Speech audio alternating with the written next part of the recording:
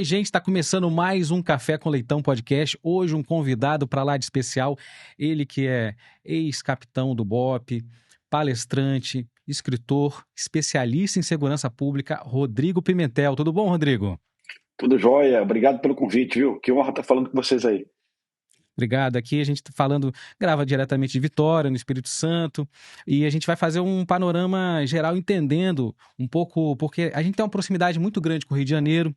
Num documentário, no lançamento do documentário do Brasil Paralelo, você falou assim: a gente tem que ficar de olho, porque muitas vezes o que o Rio de Janeiro faz exporta para outros lugares. E aqui a gente é um lugar muito próximo do Rio de Janeiro. Como é que você avalia, assim, e, com a sua experiência, para que Vitória, o Espírito Santo, não tenha esse intercâmbio, né, com as questões que acontecem no Rio de Janeiro em relação à segurança pública? Olha, a sociedade capixaba e a polícia do Espírito Santo jamais vão permitir que Espírito Santo vire o Rio de Janeiro, tá? Ou que Vitória vire uma capital igual ao Rio de Janeiro, ou que Serra vire uma Baixada Fluminense, né? Um panorama para analisar é que em 2011, há pouquíssimo tempo, né?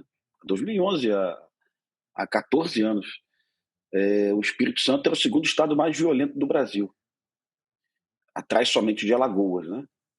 Se você pegasse o ranking das cidades mais violentas do Brasil em 2011, o Espírito Santo tinha 3 ou 4 cidades. Se pegasse as 20 mais violentas, o Espírito Santo tinha 5 cidades. E hoje você examina, independente da orientação política de quem está nos vendo, que votou no governador 1 ou no 2, no X ou no Y, porque isso não é algo de uma gestão, né? Hoje, Vitória está com a menor taxa de homicídio, o Espírito Santo está com a menor taxa de homicídio dos últimos 26 anos. Então isso é muito bom. Eu frequento Vitória com alguma frequência, eu vou a Vitória com alguma frequência, né? Tenho parentes em Vitória. Aliás, é a cidade que eu elegi, se Deus quiser, um dia, quando eu aposentar aqui do Rio de Janeiro, eu vou viver nesse paraíso aí que é Vitória, né? Mas nós quase perdemos Vitória há 14, 15 anos, né? Quase que nós perdemos Serra, quase que Serra virou uma Baixada Fluminense. Então, assim, é um trabalho de médio e longo prazo, né? Hoje, a obsessão da polícia militar do Espírito Santo deveria ser que a barricada não chegasse em Vitória, não chegasse em Serra, não chegasse em Cariacica, não chegasse no interior, né? Um problema do Rio de Janeiro hoje é a barricada. A barricada é o que demarca o limite territorial. Para quem não é do Rio de Janeiro e está nos vendo, o Rio de Janeiro hoje tem 5 mil barricadas. Então, 4 milhões de cariocas e fluminenses, né, vivem atrás de uma barricada. Você não tem limpeza urbana, você não consegue chamar a ambulância do SAMU, você não consegue chamar o Uber, né? Porque o tráfico, ele não quer mais só vender maconha e cocaína, ele quer explorar o território em todos os níveis, né? Ele quer cobrar taxas de proteção, é exatamente como a milícia. E eu sei que em Vitória existe tráfico em periferia, eu sei que existe facção no Espírito Santo, eu não sou bobo, eu tenho certeza que as facções chegaram também no estado do Espírito Santo, porque elas estão em todo o Brasil. Mas a polícia não deixou que as facções ainda dominassem territórios. De forma tímida, eventual, você pode ter um toque de recolher, você pode ter um morador amedrontado depois de uma operação policial, né, em função do medo que o traficante espalha na comunidade, mas o território demarcado, como acontece no Rio de Janeiro hoje e também em Salvador hoje, isso a gente não tem aí, isso é mérito das polícias do capixaba, Polícia Civil, Polícia Militar, e também das guardas municipais também, viu? A gente sabe o trabalho que essas guardas desempenham hoje. Mas, e o cidadão capixaba que vota em políticos comprometidos a enfrentar esse problema de frente, né? De não esconder isso embaixo do tapete.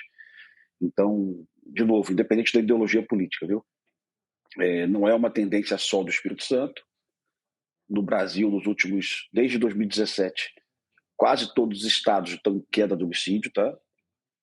Vitória, capital, está numa situação bem legal. Eu acabei de ver que a capital ficou 50 dias sem nenhum assassinato. Isso era impensável numa capital brasileira há 5, 6 anos, né? Isso é um número a ser comemorado, né? Mas eu também gosto de falar o seguinte: para o morador comum, para as pessoas que não vivem, que não tem um parente no tráfico, que não tem um parente bandido, né?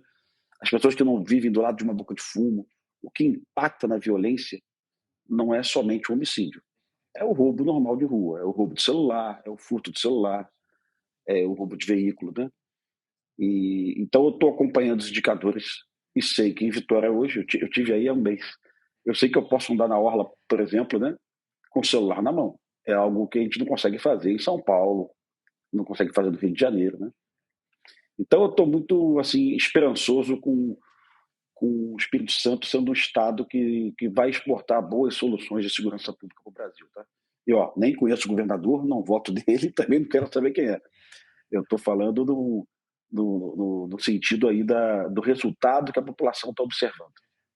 A gente entende que não é uma questão de uma gestão só, envolve também uma conversa com as prefeituras, com os municípios, com as guardas municipais, um planejamento. Aqui a gente tem a questão do cerco inteligente, né, que é a questão das câmeras que consegue as entradas do município, então a gente tem essa facilidade da ação, né? Mas você falando de números de celular, a gente tem só em 2025 mais de 3.000 aparelhos roubados, furtados, né? Então, assim, é uma crescente, é aquilo que a gente está falando. A gente conseguiu reduzir o número de homicídios, mas o número de aparelhos celulares. E tem uma coisa interessante que eu gostaria que você fizesse uma análise, que está transitando um projeto de lei, alguma coisa que possa punir isso, mas de certa forma, falando da questão da receptação, né? E muitas vezes, quer dizer, quem vai comprar um aparelho roubado, né? Muitas vezes quem vai ser penalizado é aquela pessoa que não tem mais crédito para comprar, enfim, e não aumenta a penalidade em cima daquela pessoa que assaltou o cidadão, aquele que trabalha, o motoboy que precisa do celular para aplicativo. Como é que você possa analisar a questão também da legislação em cima disso, né, que possa penalizar, às vezes, quem está ali no dia a dia sofrendo com essa questão do furto de celular? Então, eu não sei qual é a posição do governador do Estado do Espírito Santo a respeito das políticas propostas pelo governo federal para a segurança pública, né? Mas, de forma geral, quando você conversa com os governadores de esquerda ou de direita, aqueles governadores que estão com um Estado fora do controle, por exemplo, Bahia, Ceará, né, que lá no Ceará é do PT, é o Mano, na Bahia é o Jerônimo, do PT também. Esses estados aí, as polícias estão trabalhando como nunca, estão prendendo como nunca, estão matando como nunca, estão apreendendo armas como nunca. E ainda assim a violência continua aumentando. E aí você começa com aquela observação básica, clara, que todo mundo sabe disso no Brasil. As polícias estão prendendo os bandidos 20 vezes, 15 vezes, 19 vezes, né? É o fenômeno da saidinha, quando o bandido cumpriu um sexto da pena, é o fenômeno da audiência de custódia, onde juízes colocam os bandidos para responder em liberdade, mesmo em crimes violentos, né? Não deveriam fazer isso, né? No Ceará, na semana passada, você viu uma juíza que colocou um estuprador confesso para responder em liberdade, né? Então ele confessou que violentou uma moça dentro de um carro de aplicativo e ainda assim a juíza deu uma canetada para ele responder em liberdade, ou seja, ele vai atacar outras mulheres nos próximos dias e ele vai ser preso de novo. Então existe uma hora que a polícia estadual esgota a sua capacidade. Isso já aconteceu, como estou falando para você, na Bahia e no Ceará. Então a gente precisa de leis. O governo federal, depois do presidente Lula ter dito algumas vezes que a gente deve se sensibilizar com quem rouba o celular, né? Ele já falou isso em algumas entrevistas, né? Sugerindo que quem rouba celular é uma vítima, né? Eu discordo.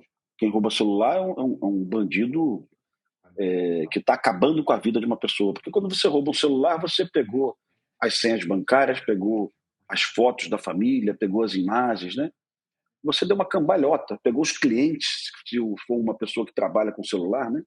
A vida da pessoa dá uma cambalhota. Para se reorganizar é 2 semanas. Né? Aí depois começam as extorsões, as fraudes nos bancos. Né? Então o crime de roubo de celular ele já deveria ter uma pena muito maior do que o crime de roubo comum, na minha opinião, né? Assim me parece. Mas o governo federal está tentando propor, aí, através do Ministério da Justiça, uma prisão maior, uma pena maior por receptador. O receptador poderia pegar até 12 anos de cadeia. Ou seja, o governo federal faz de tudo para não punir quem rouba. Né? E o governo federal esquece de uma questão muito simples também.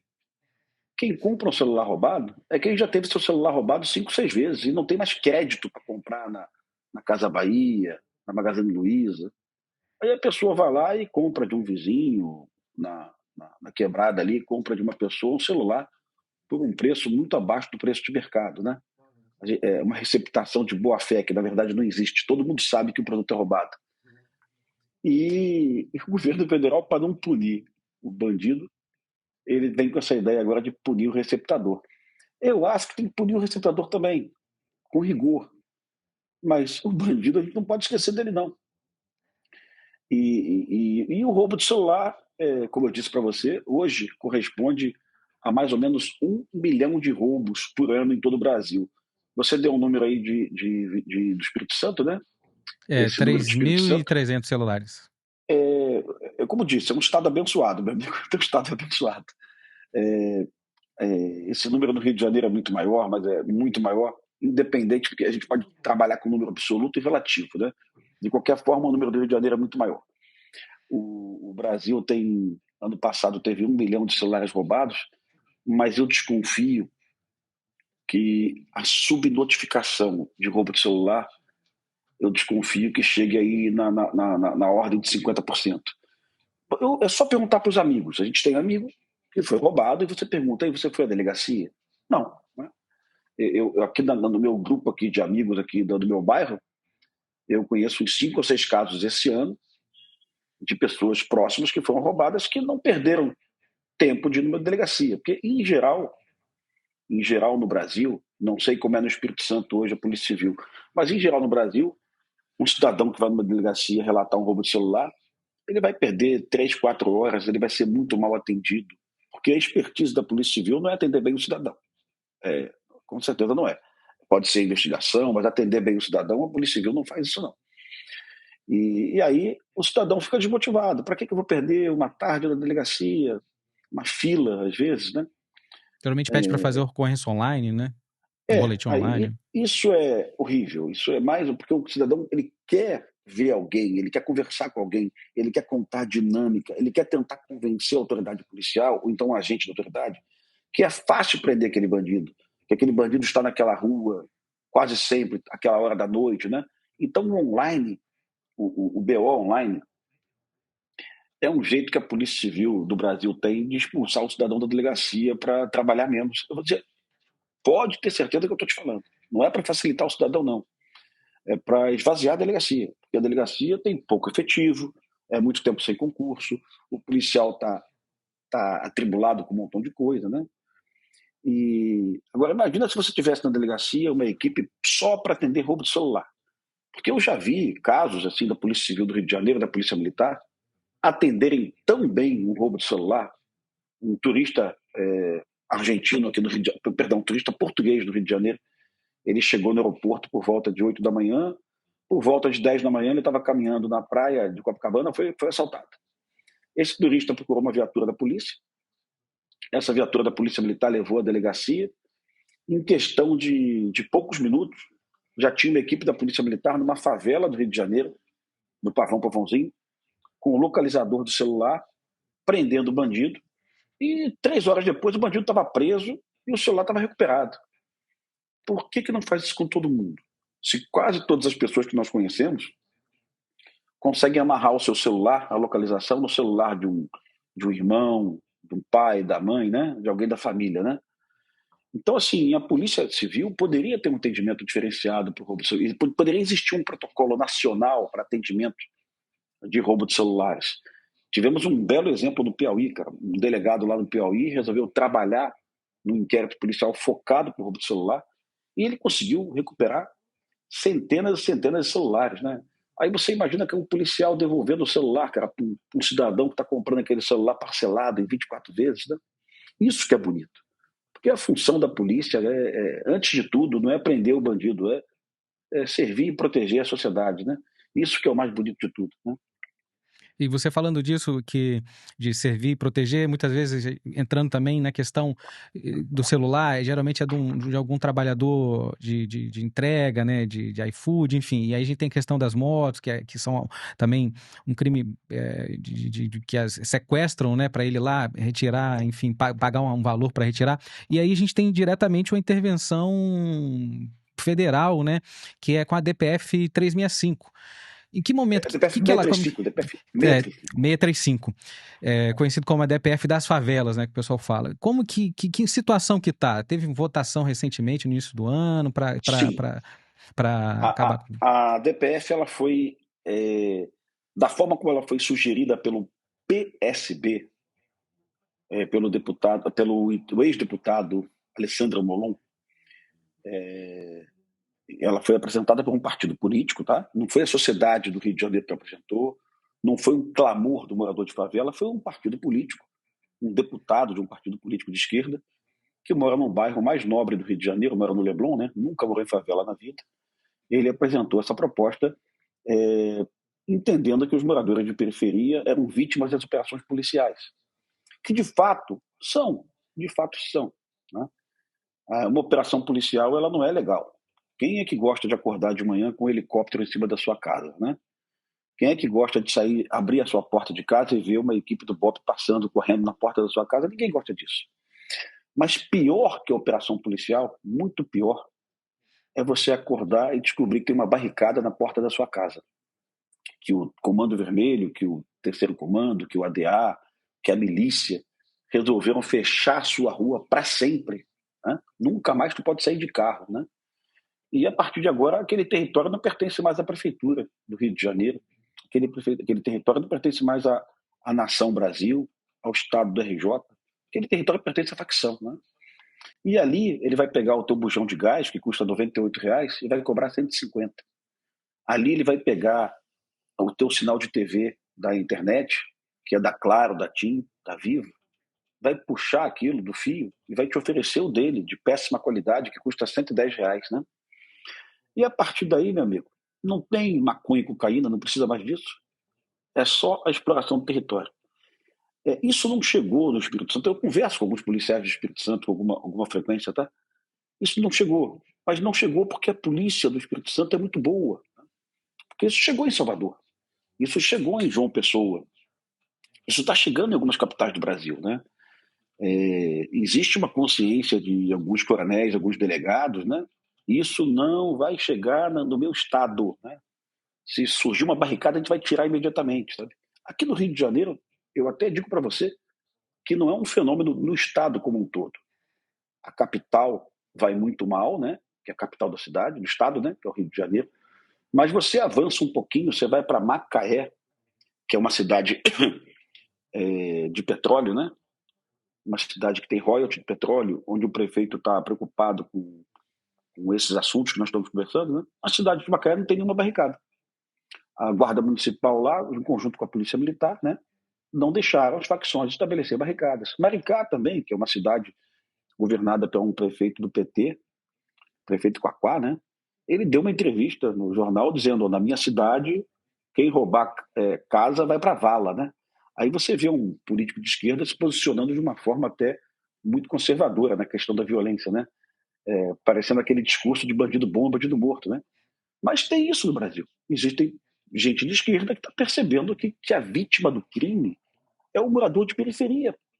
Quem mora na Praia do Canto não vai ser assaltado, porque o bairro é iluminado, porque as avenidas são largas, porque tem policiamento, porque tem segurança privada. Né? Então, quem é a principal vítima do roubo de periferia? É o morador do roubo de celular, é o morador de periferia. Ele está chegando em casa à noite de uma jornada de trabalho, aí passa lá um jovem de 24, 25 anos de idade numa moto, aponta uma pistola para a dona de casa, para o trabalhador, toma o celular dele, às vezes dá um tapa na cara dele ainda, né? Esculacha, né? E é esse bandido aí que algumas pessoas da esquerda chamam de vítimas da sociedade, né? Vítima porra nenhuma, são os algozes, né? A vítima é o trabalhador, está com a marmita no ponto de ônibus e teve uma pistola colocada no rosto às 5 da manhã, né? Como a gente vê em vários vídeos aí. Então, o que eu coloco para os colegas de direita e de esquerda é: o dia que a esquerda do Brasil acordar e entender o óbvio, que as principais vítimas da violência urbana são os moradores de periferia, e por esse motivo a esquerda brasileira deveria tratar o assunto de segurança pública com muita firmeza, sabe? Mas não é o que acontece, né? As propostas de desencarceramento, de de facilitar a vida do preso, né? De colocar mais gente na rua, de prender menos, né?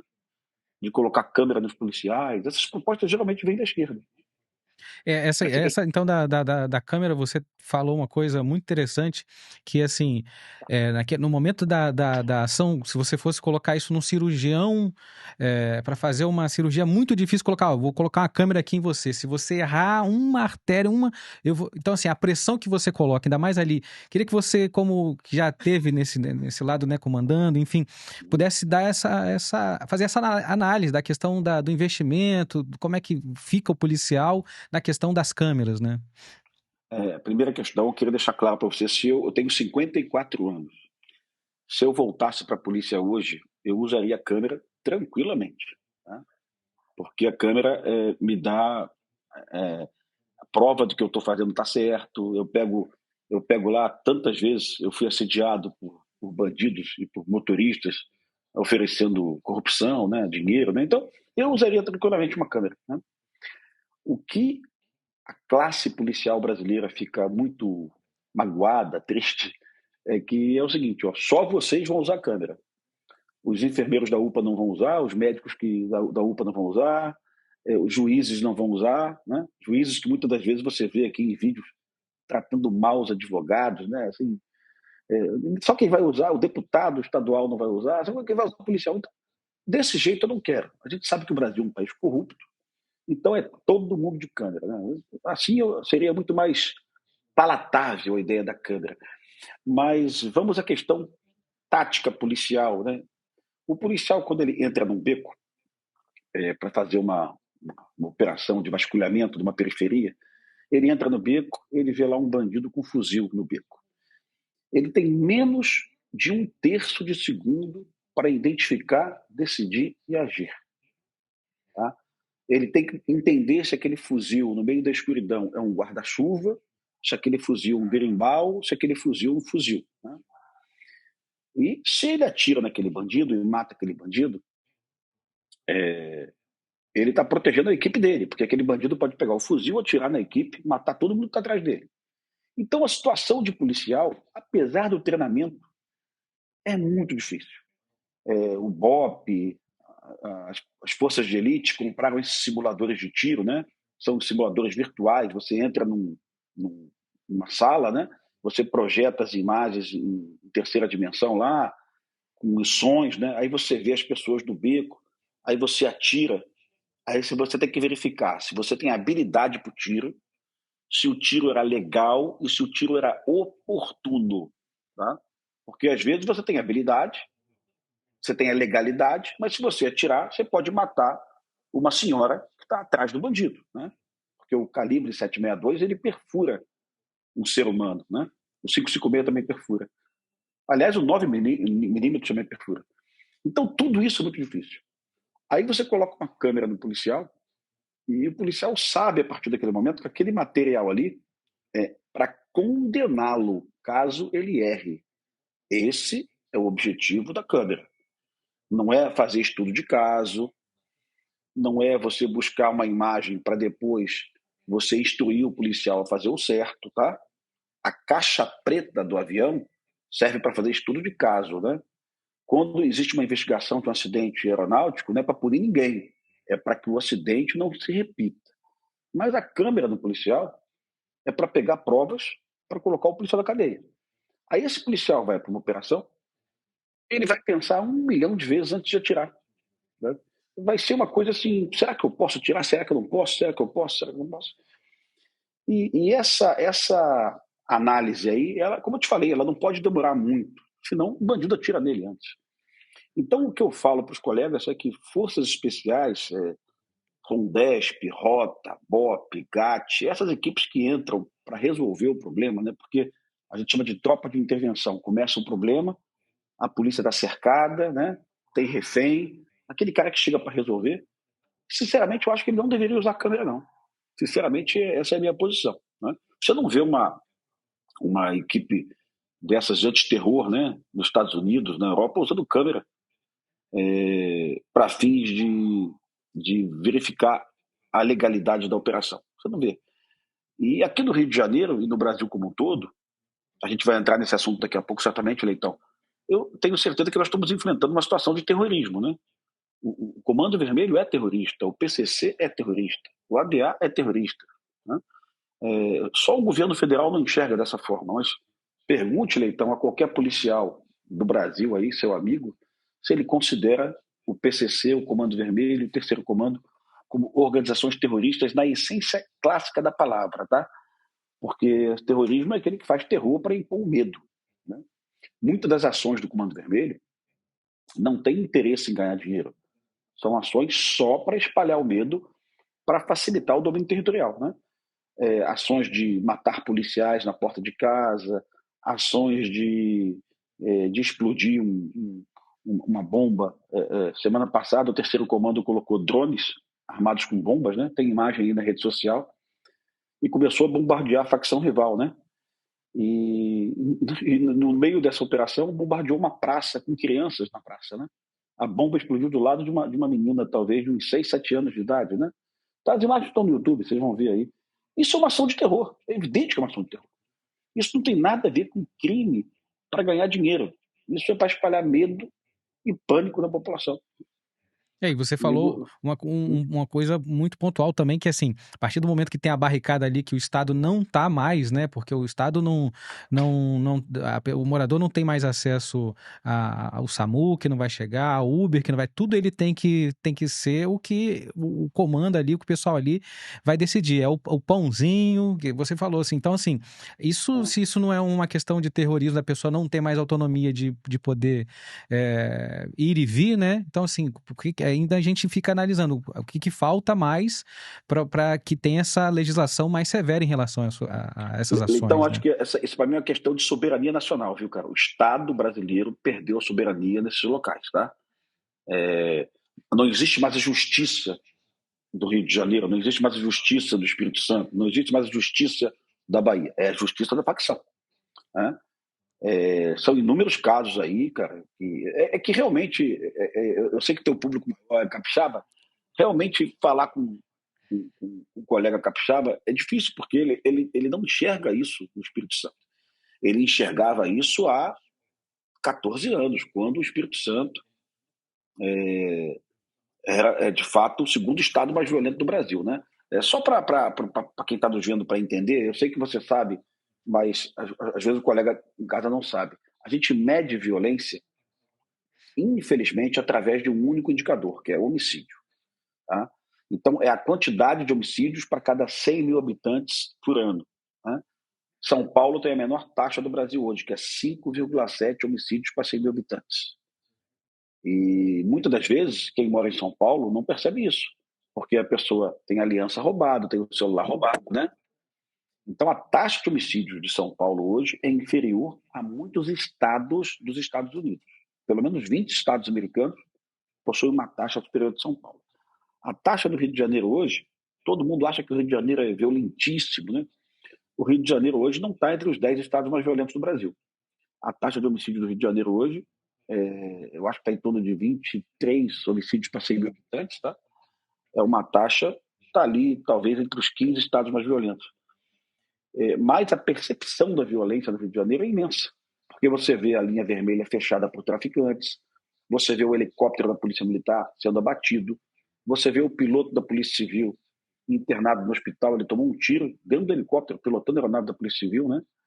Aqui no Rio de Janeiro, esse ano, tivemos 5 aeronaves atingidas por bandidos. Tivemos a rodovia Avenida Brasil, né? A Avenida Brasil, esse ano fechada 3 vezes em operações para pegar o Peixão. O Peixão efetuou disparos para matar as pessoas nos ônibus na rodovia.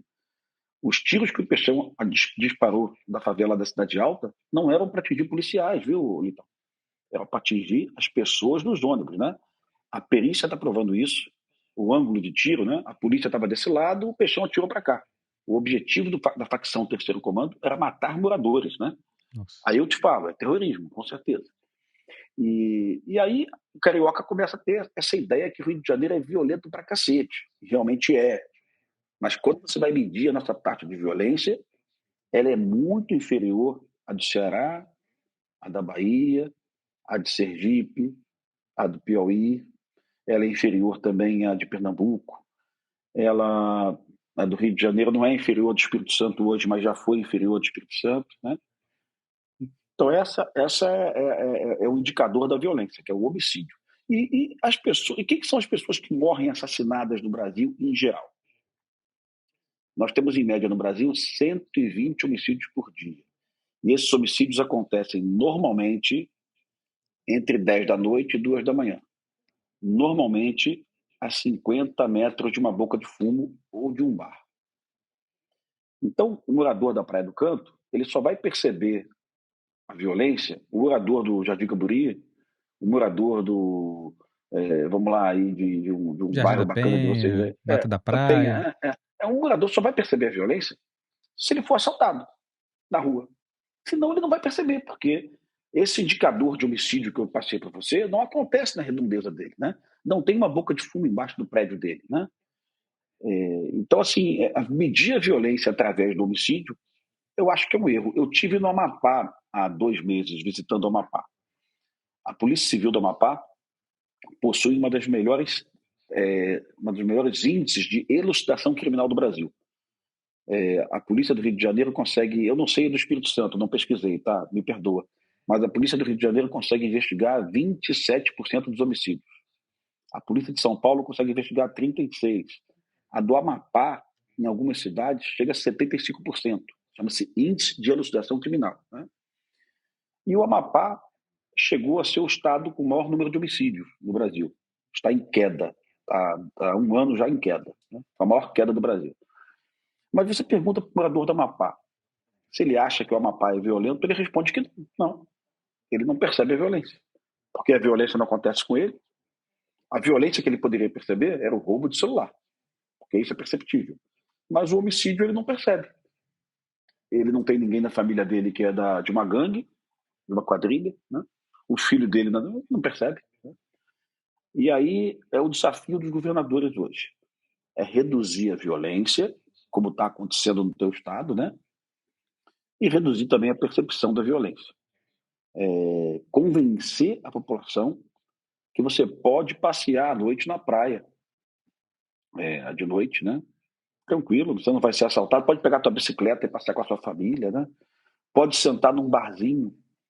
Eu fui aí mês passado, cara, não sei o nome do bar, mas bar na areia, um lugar bonito aberto que eu fui aí, viu? Perto do Em shopping Vitória center ali. ali. Em Ah, Vitória aí. deve ser na curva da Jurema ali, Foi na Curva da Guarderia. Jurema, foi? Cara, eu sentei ali, almocei ali, né? Pé na areia mesmo, um lugar gostoso, uma muqueca gostosa pra cacete. Cara, zero de estresse, zero de medo, zero de preocupação, você não fica olhando pro lado. É uma sensação muito diferente da sensação do Rio de Janeiro, sabe? E não Eu era acredito. só a minha de turista não, minha esposa é daí. Era a sensação das pessoas que estavam do meu lado, que depois as pessoas vieram falar comigo. Eu falei, pô, que lugar bacana é esse, cara? Pois é, sim, né? A gente passou aqui, a gente teve um episódio, acho que muito marcante nacionalmente, que foi a greve da polícia, né? E isso, assim, foi um momento de terror que a população viveu. Então, assim, onde ela viu de perto uma situação, assim, cenário de devastação, de saques, enfim, de violência. Então, realmente, de sair disso, de um estado que teve greve, as pessoas saqueando, enfim, podendo andar na rua para chegar a esse momento, são várias frentes ali trabalhando juntos para que isso aconteça. Eu faço uma reflexão e queria trazer com você, porque muito se fala também de exportar as coisas, né? Ah, porque em El Salvador tem uma questão que está resolvendo, mas lá tem uma população de 6 milhões, né? E ano que vem, ano de eleição, o que você acha que os políticos estão querendo trazer, importar? O que isso vai trazer de coisa efetiva para a questão da segurança aqui no nosso país? Então, é evidente que eu posso chamar você de Leitão, irmão? Posso chamar de Leitão, né? Pode, Então, tá. pode. É, é, é, o fenômeno Bukele, que é o presidente de El Salvador, é muito legal a gente estudar, entender, aplaudir eventualmente, né? Ele assumiu um país que era o país mais violento do mundo. El Salvador, mesmo sem guerra, Afeganistão estava em guerra, El Salvador não estava. Mesmo sem guerra, El Salvador era o país mais violento do mundo. Os restaurantes eram extorquidos 3 vezes por dia. Os hotéis não funcionavam mais. Os bandidos invadiam os hotéis. Então acabou com o turismo no país, sabe? O país virou um território de ninguém, né? E ele conseguiu, através de uma política chamada encarceramento, né? Não tem nada de inteligência, investigação, é prender, prender, prender e prender. Prende toda a gangue, prende todo mundo. Ah, como é que eu identifico a gangue? Pelo território, pela, pela, pelo, perdão, qual é o termo que a gente usa? É, pela tatuagem, né? E foi prendendo, prendendo, prendendo, prendendo. Daqui a pouco, El Salvador, a capital, chegou a 100 dias sem nenhum homicídio. Uma cidade que você tinha em torno de 50 homicídios por mês, fechou 3 meses sem nenhuma morte. Ninguém morreu. Ninguém morreu de assalto, nem de latrocínio, nem de feminicídio, nem de disputa de gangue, né? E a população começou a perceber, calma, isso aqui está muito bom, né? Aí começou a retornar a atividade noturna, bares, boutiquins, restaurantes, hotéis, festas, turismo, que gera muito dinheiro, né? Que é um país muito bonito, El Salvador. Resultado, a população soberana de El Salvador, as pessoas que lá vivem, votaram no Bukele na reeleição. Então, a esquerda diz que o Bukele é um ditador, que o Bukele... Cara, vamos respeitar a decisão da população. Né? Todo poder emana do povo. Né? E se o povo de El Salvador entende que o Bukele é o melhor para El Salvador, nesse momento, vamos respeitar essa posição. Né? Porque virou uma onda na esquerda brasileira dizer que o Bukele é um bandido que prende todo mundo, que não respeita as leis, né? Pessoas que não vivem lá naquele país, que não são vítimas daquela violência, querem opinar sobre a opinião do povo soberano de El Salvador. A verdade é que Bukele hoje é o presidente mais bem avaliado da América, muito mais que o Trump, muito, muito mais que o Lula. Tá? Essa é a verdade. Tá? Aí você vê um cara que mora na zona sul do Rio de Janeiro, de um político de esquerda, né, reclamando do Bukele. Aí alguns políticos brasileiros, alguns prefeitos, alguns governadores, resolveram fazer uma caminhada até El Salvador para conhecer o Bukele. E um deles foi o Eduardo Paes, do Rio de Janeiro, prefeito do Rio de Janeiro, candidato a governador do Rio de Janeiro, prefeito do Rio de Janeiro por vários mandatos, tá? Aliás, um bom prefeito, fez uma boa gestão na primeira vez que ele foi prefeito. Mas o Eduardo Paes ficou anos e anos e anos dizendo que não era missão do prefeito se envolver com segurança pública.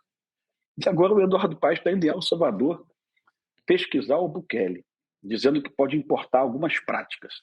Ele vai perder tempo, porque a prática do Bukele é o encarceramento. Tem 68 mil bandidos presos em El Salvador. 1,5% da população de El Salvador está presa. Né? E o líder de gangue lá, a lei foi votada ano passado, o líder de gangue já começa com 60 anos de cadeia. Então é para o cara não ser líder mesmo, para quem quer ser líder já desistiu. Né?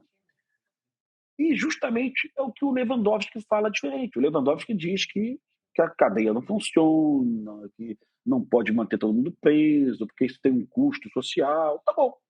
Então vamos deixar todo mundo solto aí, roubando as pessoas, matando as pessoas, né? Acabando com o turismo, acabando com o sonho das pessoas, né? De ter uma vida melhor, de um país em paz, né?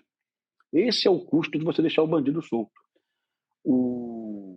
Teve um evento na Bahia, no Carnaval, a Polícia Militar da Bahia conseguiu matar 12 bandidos do Comando Vermelho, numa operação policial, uma operação com muito tiro. Os bandidos estavam com fuzis, estavam na periferia. E muita gente aplaude essas mortes, eu não aplaudo. Bandido é para você prender. Você mata o bandido, se não tiver nenhuma opção, você mata. Mas bandido é para prender, né? Então, eu não sou desse ficar aplaudindo, não. Mas eu sei que se o bandido atirar no policial, ele tem que morrer mesmo. Né? Porque é assim que acontece. Quando você vai verificar quem eram os 12 bandidos, Leitão, boa parte dos bandidos, acho que 6 ou 7, tinham sido soltos na saidinha de Natal, 2 meses e meio antes. Né? Os caras estavam presos na cadeia, condenados, e foram colocados em liberdade na saidinha de Natal. E o Partido dos Trabalhadores, o PT, ele votou em massa lá no Congresso Nacional pela manutenção das saidinhas. E aí? E o governo do Eduardo Paes, do PSD, os deputados apoiaram a manutenção das saidinhas. Ou seja, o Eduardo Paes está indo lá falar com o Bukele, mas o partido do Eduardo Paes é a favor de colocar os bandidos na rua, né? Eu estou sendo simplista, logicamente, na explicação, né? Tem uma série de questões aí que envolvem a saidinha. A saidinha, o Leitão, em qualquer país do mundo tem, tá? Mas ela nunca acontece com um Com pouco sexto da tempo, pena. né? Ela acontece no final da pena, tá? Então, assim, se você perguntar para mim, pô, Pimentel, você é a favor da saidinha? Não, eu acho que não tem que existir, tá? Mas eu acho razoável que exista quando a pena está quase acabando, o bandido ele sai da cadeia e vai aos poucos sendo reintroduzido na sua família, visitando o filho, a esposa, né? Porque aquela saída de uma vez só gera um impacto, e ele chega em casa e briga com todo mundo, não? Então aquela parte de ressocialização do preso, a saidinha ela atende isso, mas não é para ser feito com o sexto da pena. Com o sexto da pena o cara é condenado a 30 anos, 5 anos ele está na rua, pô. Não faz sentido, né? Então, conhecer o Bukele, eu acho que é uma perda de tempo. Eu acho que o Eduardo Paes poderia ir visitar o Espírito Santo, saber o que está sendo feito aí, porque os números do Espírito Santo estão favoráveis desde 2011, né? O Espírito Santo é um estado muito ruim e eu acho que você acertou aí, cara, do que você colocou aí. Os prefeitos do Espírito Santo se engajaram, cara. Eu fui visitar a Vila Velha em 2013. 2013 eu fui em Vila Velha. O, Eu acho que o prefeito de Vila Velha não era o Roger Miranda ainda não, era outro prefeito, não lembro o nome dele. Mas eu Deixa sei eu que o ver aqui. Roger também investiu muito nisso. Quando eu fui visitar Vila Velha, e Vila Velha tinha um centro de comando e controle, de câmeras, e a praia estava toda filmada, né? Era o Rodney. Cara, sensacional, a polícia conseguiu identificar um estuprador na praia. O bandido estava começando a realizar a ação, e a guarda municipal chegou imediatamente, né? Cara, parabéns para o prefeito. Parabéns. Meu. Isso é o prefeito que diz, ó, segurança pública é comigo também. O Estado ele consegue oferecer a polícia militar, a delegacia de polícia civil, mas eu posso implementar uma guarda municipal armada, eu posso comprar câmeras, eu posso realizar operações de trânsito focadas na segurança pública, apreendendo motos roubadas, apreendendo motos com placas adulteradas que são utilizadas por bandidos. Eu posso estar realizando repressão em bares para a venda de cigarro paraguaio, porque o cigarro paraguaio é do Comando Vermelho, é do PCC. Então, tem uma série de ações que os prefeitos podem fazer. A questão da violência doméstica, por exemplo, cara. A direita não gosta de falar muito sobre esse tema, mas eu gosto de falar sobre esse tema. Realmente, o Brasil é um país onde as mulheres são muito vítimas da violência. Nós chegamos a ter 15 homicídios por dia, feminicídios por dia. Hoje caiu bastante. Em algumas cidades do Brasil, eu sei que Vila Velha implementou, tá? Vitória não tenho certeza. Algumas cidades implementaram aquela proteção para a mulher que vai à delegacia. A mulher vai à delegacia, a ADEAN, e vai lá e faz o BO de violência doméstica. Geralmente a mulher que vai à delegacia, ela já está apanhando há mais de 3 anos. Ela demora para ganhar coragem de ir à delegacia, né? Geralmente uma mulher que morre na mão do marido, ou do noivo, ou do namorado, ele já buscou a polícia 3 vezes antes de morrer. Tá? Esse é o dado do Brasil. E algumas prefeituras, alguns prefeitos, né, acolheram essas mulheres. Chegou na delegacia, coloca essa mulher numa casa, um abrigo, né, paga uma semana de hotel, depois leva para um abrigo. Só o fato do prefeito ter constituído esse abrigo já fez com que despencasse o número de feminicídios na cidade. Eu estou dando um exemplo aqui singelo, mas tem 1 milhão de ações aí que os prefeitos podem implementar. Tem uma cidade aqui no Rio de Janeiro, eu fiquei sabendo desse número ontem, e eu já vou passar para você aqui. É uma cidade da Baixada Fluminense, Mesquita. Essa cidade teve, em novembro de 2024, 50 carros roubados em 30 dias. Né? A cidade de Mesquita, esse mês, até o dia de hoje é dia 25. 25, a cidade não teve nenhum carro roubado. Em novembro, ela teve 50 carros roubados. Esse mês, ela teve 0 carros roubados. Simplesmente, a cidade de Mesquita implementou um centro de comando e controle, monitorando câmeras, instalando câmeras na cidade. Só isso. A Polícia Militar não contratou mais 1.000 homens, não compramos helicóptero, não compramos 200 viaturas. Sabe? Simplesmente, a prefeitura organizou um centro de comando e controle, monitorou as imagens, colocou câmeras na cidade. Né? E eu nem sei o nome do prefeito de Mesquita, viu, cara? Na verdade, nem quero saber. Eu não estou aqui fazendo propaganda dele. Eu estou falando para você que o fenômeno do Espírito Santo pode haver aí com uma integração dessas principais cidades aí que em 2011 estavam aí à mercê de números bem vergonhosos, tá? E É, agora uma pergunta aí, então, que eu, ah, sinceramente, quando eu vou aí, eu fico no Jardim Camburi, aí passei na praia, dou uma caminhada, como uma muqueca. muito Hoje na bom. periferia aí, você escuta aí, porque eu fui cortar cabelo aí no Jardim Camburi, fui lá num salão cortar cabelo à noite, barbeiro, né? Corta cabelo. Aí a menina que cortou meu cabelo falou assim, eu tenho que voltar rápido para casa, porque mataram um bandido no meu bairro e os bandidos estão fazendo toque de recolher. Ela era moradora de Vila Velha, tá? E ela me contou isso. E eu perguntei para ela várias coisas. Eu perguntei, quando você chega em casa, você vê gente armada? Ela, não vejo ninguém armado, né?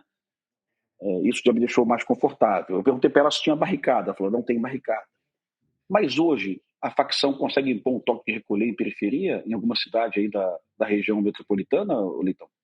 Tem. Quando acontece alguma ação da polícia, enfim, às vezes tem queima de ônibus, aqui acontece, Ainda tem isso, é? e ainda tem.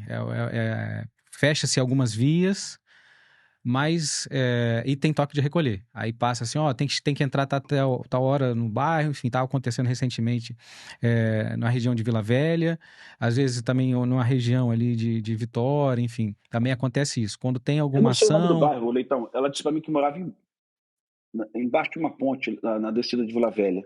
Não lembro o nome do bairro. Se você falar, pode ser que eu lembre aí. É um bairro embaixo da ponte, assim, quando tu chega em Vila Velha. Qual é o bairro ali? Eu sei que tem mais de uma ponte, né? Mas qual é o bairro Se embaixo da for, ponte? se for a segunda ponte, ali você vai chegar em Cobilândia, que é isso na segunda ponte, né? Não, não era a segunda Aí, ponte, não. Era outro e bairro. se, for- Eu se, vou, se eu vou for na lembrar já já. terceira, se for na terceira ponte, a gente tem ali Itapuã, enfim, qualquer hora de Itaparica, e vai embora, Uhum. assim, Araçás. Isso é mais lá pra frente, não é ali embaixo da ponte, não. Mas é porque aqui tem uma geografia Vitória, enfim, então, em Vila Velha também tem uma geografia de proximidade, né? Então, assim, é, e isso é muito interessante, essa observação sua, essa análise sua, dessa visão de fora, assim. E a gente se encaminhando para o final, infelizmente, porque a gente tem muita coisa, queria falar sobre muito mais, tem a questão dos vapes que a gente vê, que, enfim, e Como é que tá o outros vape aí, assuntos. cara? Como é que tá o vape aí? Como é Então, que tá o vape aí? você falou isso, uma coisa interessante que às vezes está sendo vendido do lado da guarda, do lado da polícia, aquela banquinha ali, aquela pessoa com a caixa ali com vape tá assim. E isso é algo que é ilegal, né? Que você falando da questão que não é só mais o consumo das drogas ilegais que financiam as organizações criminosas, mas às vezes é um posto de gasolina, às vezes é o pãozinho, às vezes e passa pelo vape, cigarro paraguaio, né? Então, assim, O vape é, hoje, cara, o Brasil tem 6 milhões de usuários de vape. 6 milhões. Só para que as pessoas que estão nos vendo aí entendam aí que não é uma coisa de ingenuidade. As grandes apreensões de vapes feitas no Brasil foram feitas no Porto de Santos, pela Polícia Federal e pela Receita Federal, tá? Eram apreensões que o cliente final era o PCC. Ou seja, o PCC, uma facção de bandidos facínoras que matam pessoas, né? Importando vape. No Rio de Janeiro, a maior apreensão de vape foi feita numa favela do Comando Vermelho, do CV. Uma apreensão bem menor que a apreensão de vape em São Paulo, mas realizada dentro de uma favela do Comando Vermelho. No Rio de Janeiro, quando você vai para uma balada à noite, eu não vou mais à balada, não curto balada. Mas quando tu vai numa balada, na porta da balada tem um montão de gente vendendo o vape numa caixinha assim. Então, não, é assim também no Leitão, no aqui Espírito também Santo, é não. assim. Pois é, aquela pessoa que vende vape, ela está vendendo vape a mando do Comando Vermelho. Eu sei que ela está ganhando dinheiro, que eu não sou um imbecil, mas aquele vape veio do Comando Vermelho veio do PCC. Né? E se você quer um Brasil melhor, você não compra vape. Ah, Pimentel, mas eu curto vape. Mas infelizmente é vendido pelo Comando Vermelho. É igualzinho a lógica da maconha e da cocaína. Quando eu lancei Tropa de Elite, a gente fez uma cena lá do pessoal dentro da PUC, uma faculdade de rico aqui do Rio de Janeiro, de pessoas ricas, tá? Classe média alta, né? É onde a elite do Rio de Janeiro estuda, na PUC. O pessoal rico do Rio de Janeiro fugiu da Federal, tá? O pessoal vai para a PUC, que é no bairro da Gávea. E no filme aparecia lá, dentro da faculdade, as pessoas comprando maconha dentro da faculdade. É uma triste realidade da PUC do Rio de Janeiro, que infelizmente tem boca de fumo dentro da PUC até hoje. E a reflexão era, se você compra maconha, essa maconha veio do Comando Vermelho. O Comando Vermelho é uma organização que mata seres humanos. Tá? Se você compra maconha, você está financiando a violência. Você quer ser maconheiro, né? Você trata de comprar essa maconha aí de alguém que não mate ninguém, mas não existe. Ah, vai plantar maconha em casa. Nunca vi. Deve ser fácil plantar maconha em casa. Então, todos os maconheiros que eu conheço aí, que eu conheci ao longo da minha vida, vinham com essa história para mim, não, mas eu compro maconha de uma pessoa que compra de alguém. Mentira. Toda maconha do Brasil vem pelas rodovias federais, né? Vindo do Paraguai, né? Essas maconhas são vendidas pelas facções que disputam o território, que derruba helicóptero da polícia, que coloca barricada, né? Você quer um Brasil melhor, não fume maconha. Você quer um Brasil melhor, não fume vape, né? E agora, se a Anvisa também pudesse liberar o vape pela Philip Morris, pela Souza Cruz, aí é uma outra história, uma questão de saúde pública, tá? Mas aí pelo menos você teria a opção de comprar o vape de uma empresa formal. Mas hoje quem fuma vape compra da mão dos bandidos, em qualquer estado da federação. O vape é vendido por máfias, por milícias, por traficantes. É triste isso, viu, Litão? Mas é a verdade. E assim, acontecimentos, falando agora rapidamente assim, de acontecimentos que na vida do policial ali, que às vezes é cinematográfico. Um Sacramento teve uma situação assim, e você teve um filme Intervenção, falando sobre a questão das UPPs. Quais são os seus próximos projetos nesse campo do audiovisual que você pode contar A pra gente? Intervenção tá ali o cartaz ali, ó. Intervenção. Quem não assistiu, assista, por favor, tá no Netflix. Marcos Palmeira, Babu Santana, Bianca Bianca Comparato, Comparato. Rainer Cadete, Zezé Mota. É um filme feito com menos recursos que Tropa de Elite, viu? O Tropa de Elite custou 17 milhões de reais, Tropa de Elite 2, sem recurso público, e o Intervenção custou 2 milhões e 900 mil, né? É um filme bem mais modesto no que se refere a efeitos especiais e cenas de combate, lógico. Mas é um filme para gerar reflexão e debate também.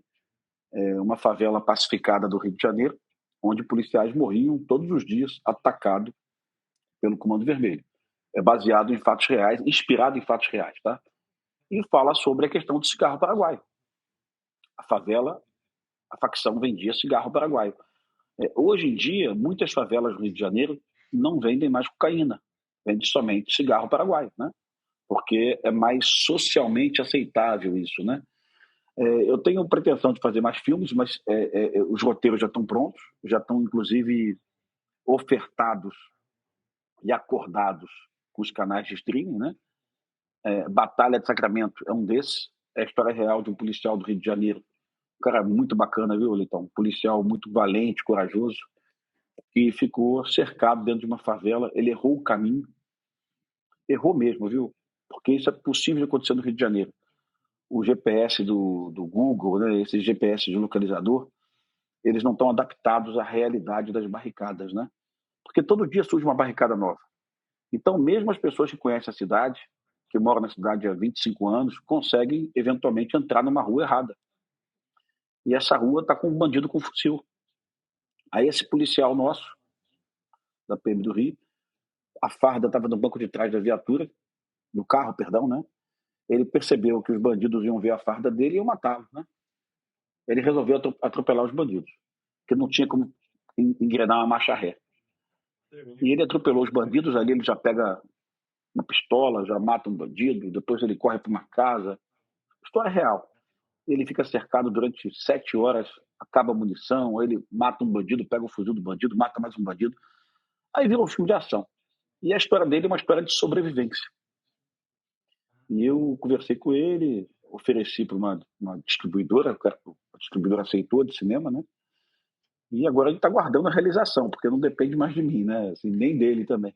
Depende do orçamento, porque o filme, o Brasil produz pouquíssimos filmes, tá? Então, assim, são raríssimos os filmes policiais do Brasil, pelo menos um filme por ano. Então tem uma fila para filmar.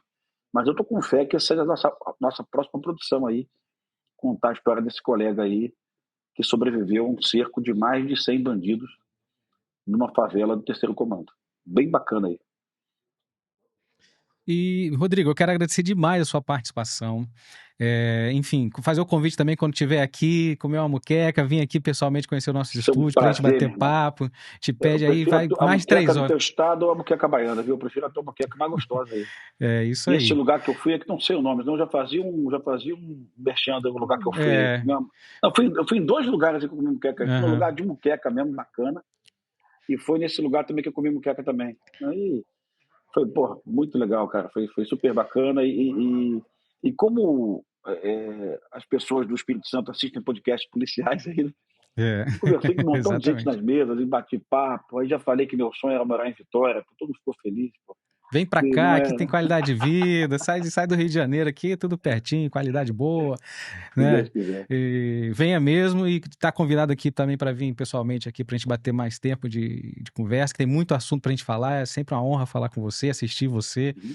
Muito obrigado, deixa aí o microfone aberto, se Qual é o mandar nome um do recado. governador aí, Leitão? Qual é o nome do Casa governador? Qual é o Grande, nome? E tu Renato tá Casa Grande. percebendo, você está percebendo, além do número estar em queda, você está percebendo a cidade mais segura? Sim, a gente tem essa percepção. Eu acredito que pontualmente, ainda a questão do furto, a gente observa que aí depende, né, da localidade, seja Praia do Canto, seja Jardim de Camburi, seja ainda acontece, então é algo que precisa ser. Eu acho que é uma questão também da sensação. Eu acredito que diminuiu muito quando a gente botou motor, né, motorizou a polícia, a questão da polícia andando ali, enfim, essa percepção também é o que é a sensação, não é só estar seguro, né? A sensação de você ver a polícia, de você ter, mas aqui o nosso estado a gente tem uma assim, as pessoas que ligam para o 190, as pessoas que precisam fazer o boletim, a Guarda Municipal de Vitória, de Vila Velha da Serra, enfim, são guardas com pessoas muito capacitadas, todo mundo focado, os secretários daqui de segurança de Vitória, do Espírito Santo, fazendo uma integração da polícia, um investimento muito grande assim de equipamento. Então, assim, Conhece o aí a Jardim gente tem essa Camburi, pressão. meu? Eu Conhece o Jardim moro lá, Camburi? Então eu você moro em Jardim conhece ali Camburi. aquela feirinha ali da pracinha ali, né? Sim, Perto da Estácio de Sá, perto da Estácio. sei. Ali é muito bom. Eu gosto Moro de ir ali ali, perto. eu gosto de ir ali comer um cachorro quente, eu gosto ali de comer um hambúrguer, eu fico ali sentado, né? Aí como doce também, tem um cara que vende um docinho bem gostoso ali. Depois eu vou atravesso a rua, tem uma sorveteria, como um açaí da sorveteria. Lugar ali é abençoado. Não tem um dia que eu não vá ali que eu não tenha uma viatura da Guarda Municipal ou da Polícia Militar em uma das esquinas, né? Então, Patrulhamento com a viatura não, assim, é eu muito repito, assim. ou da Guarda ou da Polícia Militar, viu? Então, É das eu me duas, das sinto, duas. A gente eu me pode. sinto ali, eu conheço todas as capitais do Brasil. A única capital do Brasil que eu não conhecia era Macapá, eu conheci recentemente. Eu não sinto essa sensação em nenhuma capital do Brasil, de tranquilidade como eu sinto aí, né? Nem em Curitiba, nem em Florianópolis, né? Sentar ali, ficar ali até 11 da noite, né? Sentado, despreocupado com qualquer coisa. É só ali. Então, eu acho que é um Podendo lugar. Aliás, eu atender acho o um melhor bairro. telefone. Ah, ah, Podendo pegar o celular, atender um telefone na rua sem ficar exato. preocupado se alguém vai passar. Realmente a gente tem essa tranquilidade. Jardim Camburi é o melhor bairro.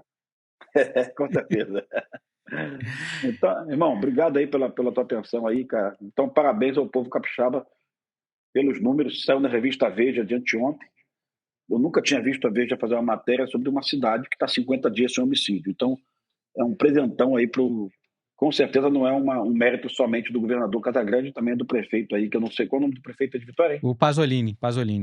É um mérito também do Pasolini e também dos policiais, dos guardas aí e dos policiais civis. Mas que bom morar numa cidade que não tem homicídio aí há 50 dias. Né? É Obrigado. isso. E vamos vindo aqui, vamos comer uma muqueca Se juntos. Deus quiser, tu paga. É isso aí, tá Abraço, meu comigo. irmão. Fica com Deus aí. Abraço. Abração. Tchau. Tchau, tchau.